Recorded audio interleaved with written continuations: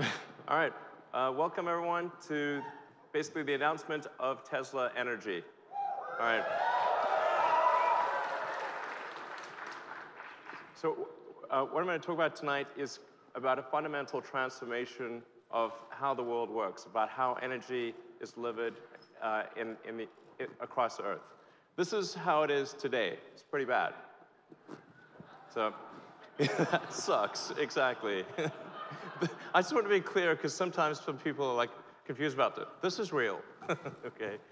This is actually how most power in the world is generated with fossil fuels.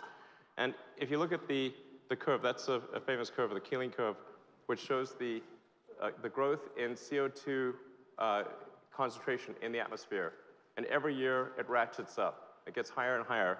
And if we do nothing, that's where it's headed, to levels that we don't even see in the fossil record. So this is. Well, I think we collectively should do something about this, and not try to win the Darwin Award. For us and a lot of other creatures too. So the way the grid works today is this: you've got coal, you've got natural gas, nuclear, hydro, and then wind and solar, but not enough wind and solar, obviously. So that's sort of the grid typically in most countries. And then you'll notice something, which is that there's quite a big difference in peak to trough usage. So the peak usage is typically at least twice the trough usage. So please bear that in mind. I'm going to reference that again later in the presentation. That's an important point. So what we're here to talk about is the solution. I actually think it's really a fairly obvious solution, but it's something that we need to do. And the solution is in two parts. Part one, the sun. we have this handy fusion reactor in the sky called the sun. Okay, you don't have to do anything; it just works. Shows up every day and produces ridiculous amounts of power. Okay, now a lot of people aren't clear on how much surface area is needed to generate enough power to completely get the United States off of fossil fuels. Most people have no idea. They think that it must be some huge amount of area, like maybe you need these satellites in space and like space solar power. If anyone should be in favor of space solar power, it should be me. But this is completely unnecessary because actually very little land is needed to get rid of all fossil fuel electricity generation in the United States. That blue square there is the land area that's needed to transition the United States to a zero carbon electricity situation. It's really not much. And most of that area is going to be in rooftops. So you won't need to disturb land, you won't need to find new areas. It's mostly just going to be on the roofs of existing homes and buildings. So I really think that image is an important one to bear in mind when people are thinking about solar power. Like, how much will it take? Is it going to take some enormous amount? No, it's just that blue square. Okay. Blue square. Now, the obvious problem with solar power is that the sun does not shine at night. So I think most people are aware of this. So this problem needs to be solved. We need to store the energy that is generated during the day so that you can use it at night. And also, even during the day, the energy generation varies. There's a lot more energy generated in the middle of the day than at dawn or dusk. So it's very important to smooth out that energy generation and retain enough so that you can use it at night. So now, what you may not have noticed in that earlier slide where I showed the blue square was that there was one red pixel. Okay, in the blue square was a red pixel. Now it's zoomed in so you can see that red pixel. That is the size of the batteries needed to transition all of the United States to being solar with batteries. Okay, it is a very tiny amount. Okay, 1 pixel. Just remember that. 1 pixel is the size of the batteries needed for the United States to have no fossil fuel generated electricity. This is no room at all. So not a problem for solar or batteries. Now, the issue with existing batteries is that they suck, okay? They're really horrible. They look like that. They're expensive, they're unreliable, they're sort of stinky, ugly, bad in every way, very expensive.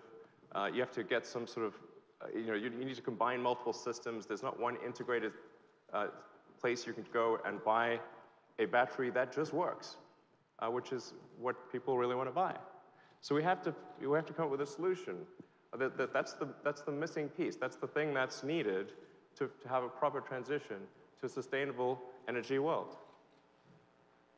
So the missing piece is what we're going to show you tonight.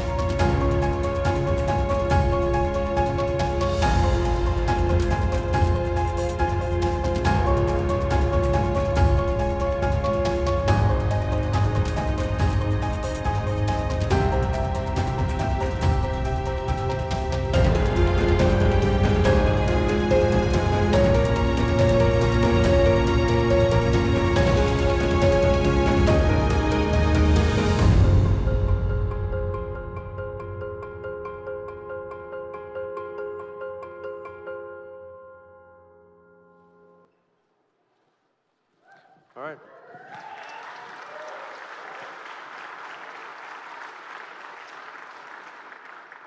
So this is a product we call the Tesla Powerwall. And if you look back against that wall, you'll see a whole bunch of them as well in different colors. So you can pick your favorite color, and it looks like a beautiful sculpture on the wall. So it's very important. I mean, I want to point out a few things that are very important about this.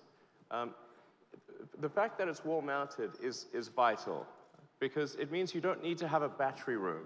Okay, you don't have to have some room filled with nasty batteries. It means that a normal household can mount this on their garage or on the outside wall of their house, and it doesn't take up any room. I mean, it's flat against the wall. It has all of the integrated safety systems, the thermal controls, the DC to DC converter. It's designed to work very well with solar systems right out of the box. And it addresses all the needs. If you're thinking about sort of buying a battery, what does this provide you? Well, it gives you peace of mind. So if there's a cut in the utilities, you're always going to have power, particularly if you're in a place that's very cold. Now you don't have to worry about being out of power if there's an ice storm. You can actually go, if you want, completely off-grid. You can take your solar panels, charge the battery packs, and that's all you use. So it gives you safety, security, and it gives you a complete and affordable solution. And the cost of this is $3,500.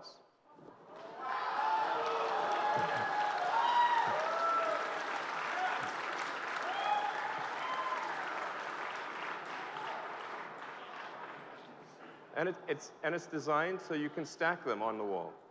So if you look at the wall in the back, you'll see that there are some that are paired up. So you can have two. You can actually stack up to 9 of the Powerwalls. So you have, I mean, even if you've got a pretty big thing going on, you can have 90 kilowatt hours. That's a lot. And very importantly, this is going to be a great solution for people in remote parts of the world where there's no electricity wires, or where the electricity is extremely intermittent or extremely expensive. So you can take the Tesla Powerwall, and it can scale globally. And in fact, I think what we'll see is something similar to what happened with the cell phones versus landlines, where the cell phones actually leapfrogged the landlines, and there wasn't a need to put landlines in a lot of countries or in remote locations. So people in a remote village or an island somewhere can take solar panels, combine it with the Tesla Powerwall, and never have to worry about having electricity lines. And I think this is going to be great. Having electricity lines are not the most pretty thing in the world. So being able to just have this solution that just works wherever you are, I think is going to be incredibly helpful to people that don't have electricity today. So.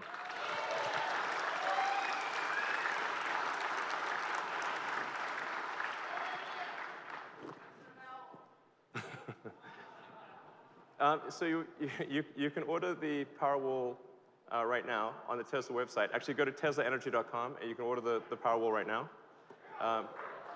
And we're going to start shipping in approximately 3 or 4 months. And initially, the ramp will be slow because these packs will be made in our Fremont factory. And then next year, the ramp will go much, much higher as we transition to the Gigafactory in Nevada.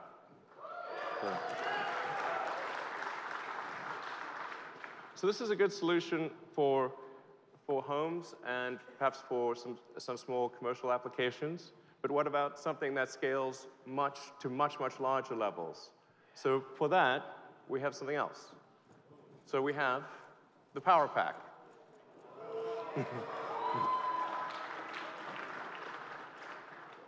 So the Tesla Power Pack is designed to scale infinitely. So you literally make this into a gigawatt-hour class solution.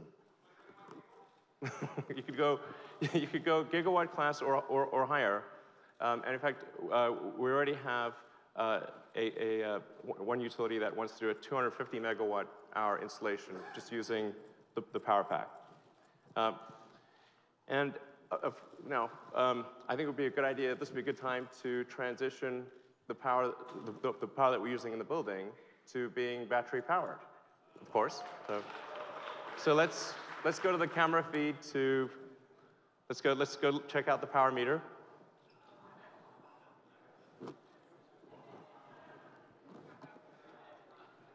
Oh wow, the grid, it's actually 0. This entire night has been powered by batteries.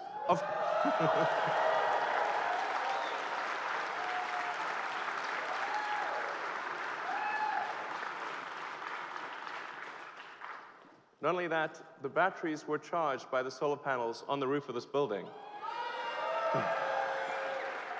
So this entire night, everything you're experiencing is stored sunlight.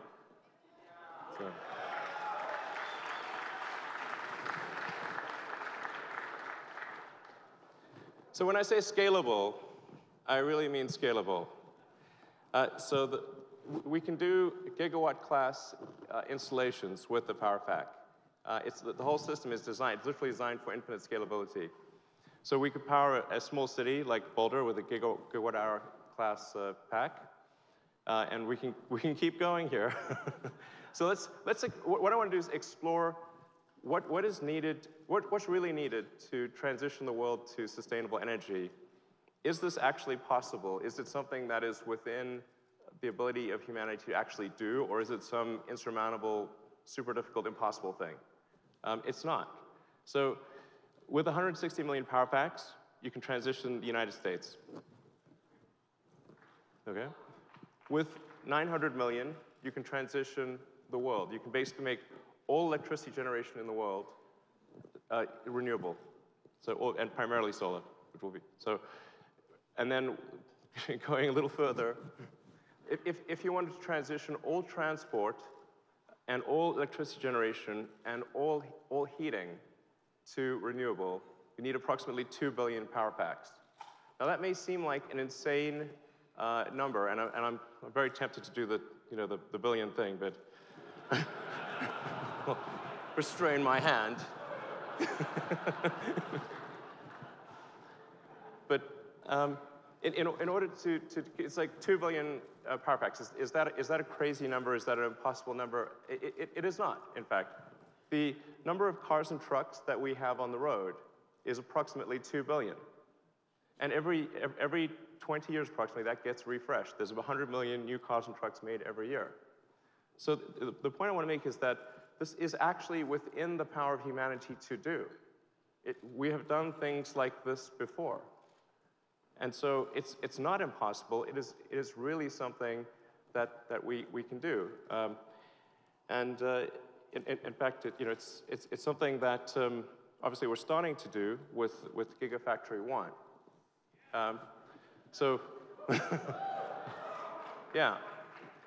So the way we're approaching the Gigafactory is really like it's a product. So we're not really thinking of it in the traditional way that people think of as a factory, like a building with a bunch of sort of off-the-shelf equipment in it. What we're really designing in the Gigafactory is a giant machine. It's really, think of it's like a product of Tesla. We're making this really big product that doesn't happen to move, but is really big. And that's what we're doing, is Gigafactory version 1. And we're building that in Nevada right now. And there will need to be many Gigafactories in the future. And with, I do want to emphasize that this is not something that we think Tesla's going to do alone. We think there's going to need to be many other companies building sort of Gigafactory class operations of their own, and we hope they do. And the Tesla policy of open sourcing the patents will continue for the Gigafactory and for the Power Pack and for all these other things.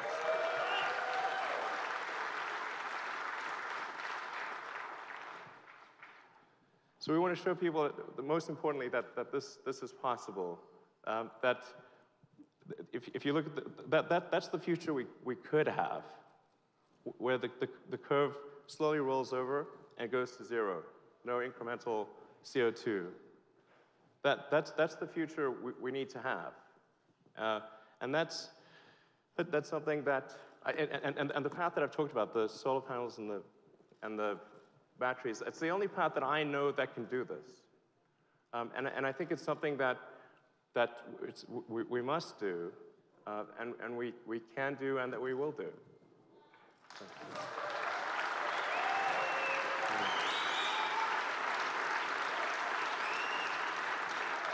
So thank you all for coming tonight, and I hope you had a great time. Thanks.